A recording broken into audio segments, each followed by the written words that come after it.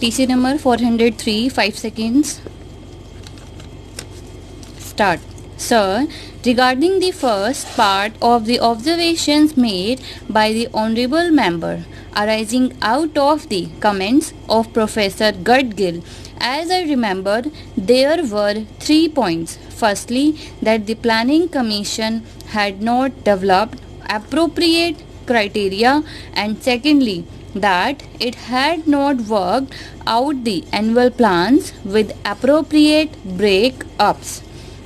These were two things, and then there was another question about the Planning Commission mixing up with the policies of government and not giving proper advice or submitting to wrong policies, and also that the Planning Commission did not watch the progress of the plan even in its broadest elements. These are fairly grave charges. It is up to the Planning Commission to say that answer it has for these things.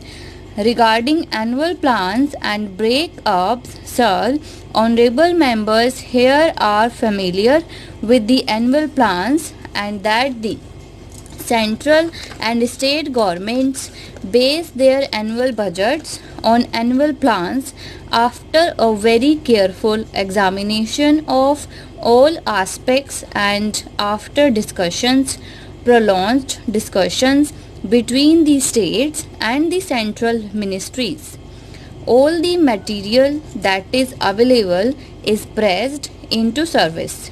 To that extent, Professor Gudgill's charge is not correct.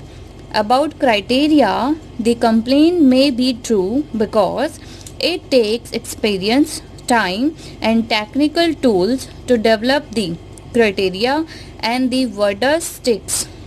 Though we have made some progress in this direction since the 10th plan was got ready, I do not think that we can be or should be satisfied with the progress that has been made. Regarding the other thing, the question of watching progress by the Planning Commission, even in general terms, and that it was not able to check certain gross errors and distortions that may be taking place, well, I cannot vouch for the Planning Commission having done its part in this respect adequately and correctly, because I have in mind a certain aspect of the duties and responsibilities of the Planning Commission about which there cannot be complete justification. For example, on the question of foreign exchange resources, there was the question of import licenses which were issued, regarding which some honorable members said that they had been issued on a lavish scale over a certain period. It is quite true, and a statement was laid on the table of this House about these licenses, and an explanation was given.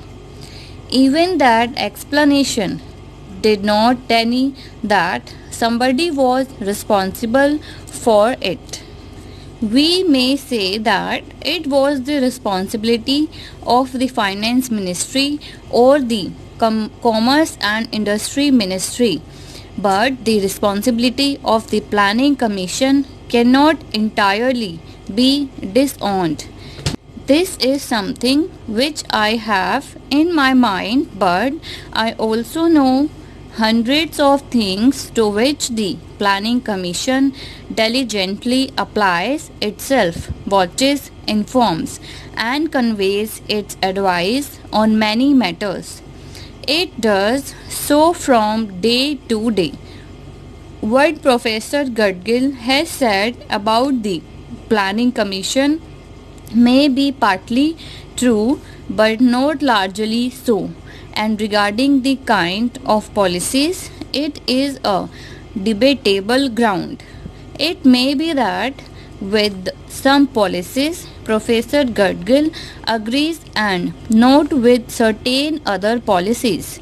Therefore, when the Planning Commission aligns itself with certain policies of the government or helps the government to formulate policies in a certain manner, and if those policies somehow do not coincide with the viewpoint of a particular person, for him to say that the Planning Commission has skimmed or has subordinated its judgment is not a good and correct thing. It really is throwing doubt on the integrity of the Planning Commission. Sir, the Honorable Member quoted from an article by Professor Galbraith and observed that the socialism to which this government is committed in this country is illusion. He is not a protagonist of socialism himself, and he explained those aspects, that is, we here in India have much less of regular of the economy than is the case in countries which have no plans at all. We are unable to direct our economy even to the extent as is being done in countries which do not lay any claim to socialism. That is the main content of Professor Galbraith's article. For what purpose? He said that is not the question here.